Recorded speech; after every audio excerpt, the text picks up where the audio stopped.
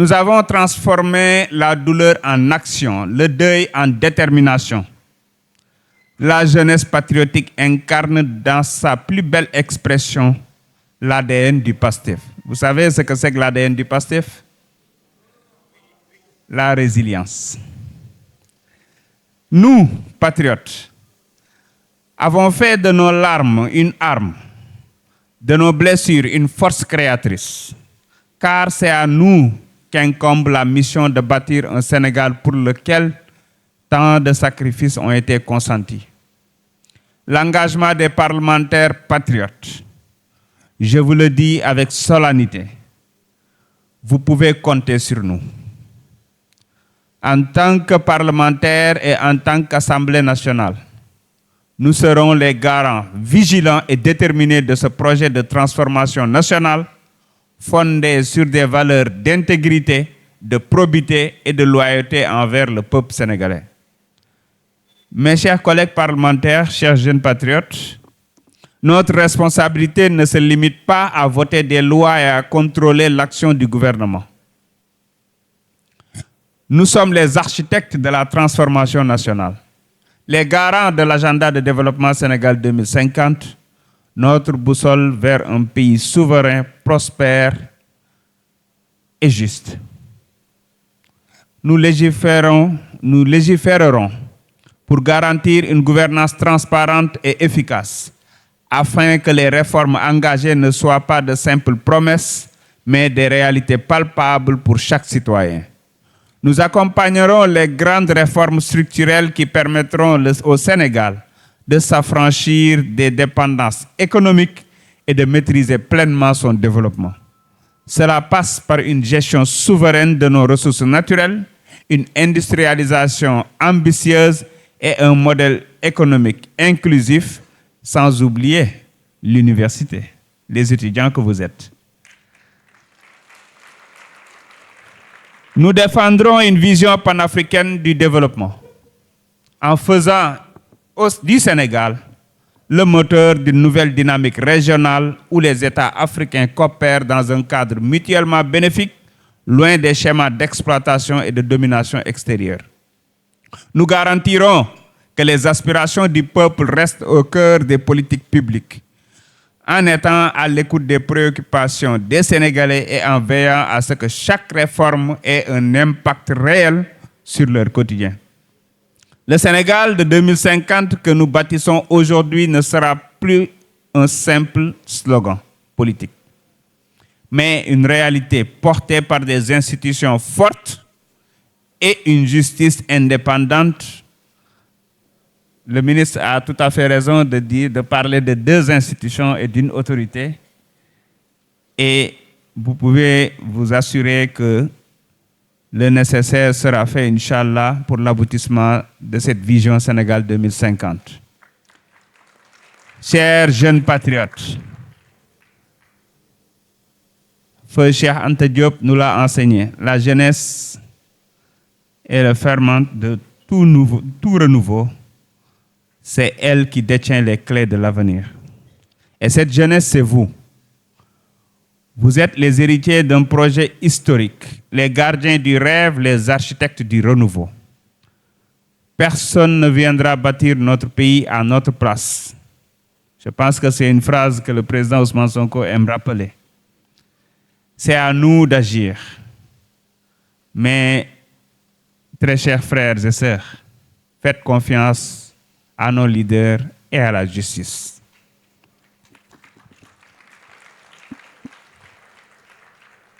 Jeunes du Sénégal, nous devons tirer les leçons du passé. Nous avons combattu un système injuste et oppresseur, un régime qui a instrumentalisé la justice pour diviser et oppresser. Mais aujourd'hui, nous avons la chance d'écrire une nouvelle page de notre histoire.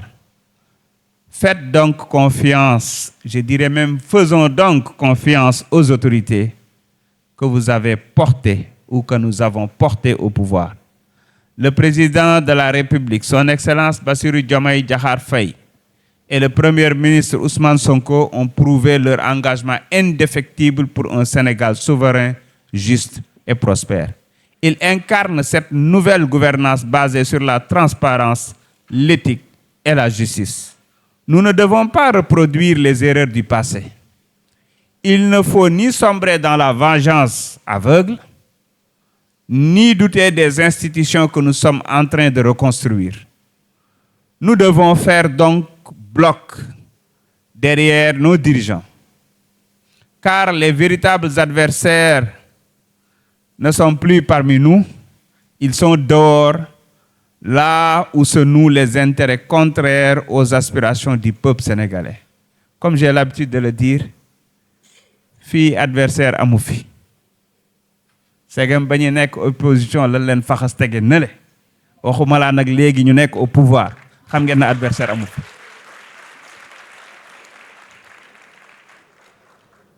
L'heure est donc à l'unité, au rassemblement et à la consolidation de notre souveraineté. Nous devons rester vigilants, solidaires et unis face aux forces qui, de l'extérieur, cherchent à nous affaiblir. C'est très simple parce que ce que le Sénégal est en train de réussir risque d'être une épidémie au niveau de l'Afrique. Et ça n'arrange pas ce que vous savez. Notre ambition ne se limite pas donc à notre seul pays. Le Sénégal doit être un modèle, un repère, une boussole pour toute l'Afrique. Nous sommes les héritiers de Cheikh Anta Diop, de Thomas Sankara, de Kwame Nkrumah, ces géants qui nous ont enseigné que l'Afrique doit prendre son destin en main. Nous devons prouver au reste du continent que oui, il est possible de prendre le pouvoir par la voie démocratique et gouverner autrement. Que oui, il est possible de rompre avec la soumission économique et politique. Que oui, il est possible d'offrir aux Africains un avenir digne et souverain. Le Sénégal doit être le laboratoire d'une Afrique debout, où les richesses profitent au peuple, où la démocratie n'est pas qu'un slogan, mais une réalité vivante, où la jeunesse n'a plus besoin d'émigrer pour espérer un avenir. Notre victoire ne sera totale que si elle insuffle un élan panafricaniste. Notre révolution nationale doit devenir une révolution continentale. Levez-vous, jeunes du Sénégal et d'Afrique. Le continent a besoin de vous, de nous, dirais-je, de votre lucidité face aux défis actuels, de votre courage et de votre détermination, de votre intelligence et de votre créativité pour bâtir une Afrique à la hauteur de ses talents et de ses ressources. Vous avez aujourd'hui l'opportunité de travailler sous le leadership éclairé de son Excellence, Monsieur le Président de la République, Bassirou Diomaye Diakhar Faye, et du pragmatisme du Premier ministre Ousmane Sonko. Il compte sur vous. Il compte sur vous. Il compte sur nous. Un choix historique. Agir ou subir. Frantz Fanon nous avertissait, chaque génération doit, je pense que vous pourrez le terminer, dans une relative opacité, découvrir sa mission, la remplir ou la trahir. Quelle sera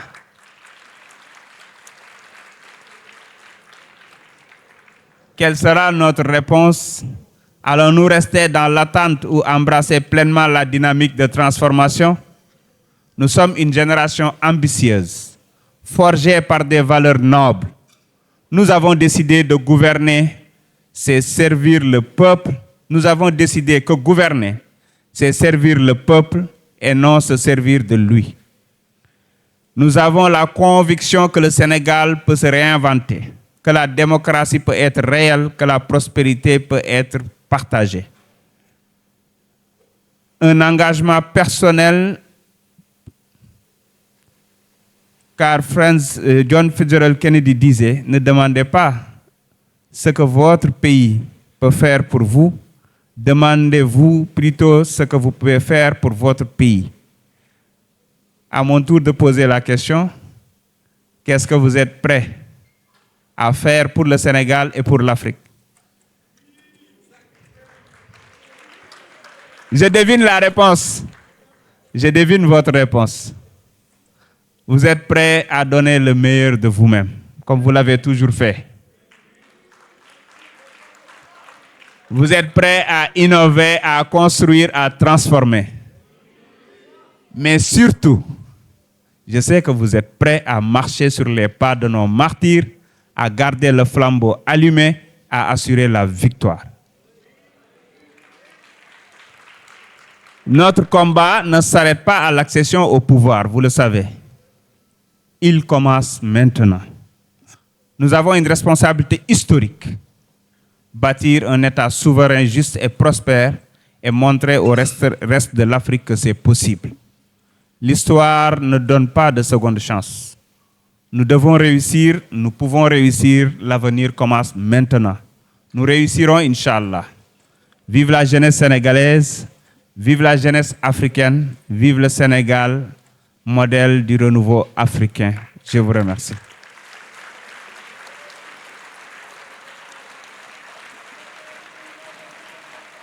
Merci beaucoup.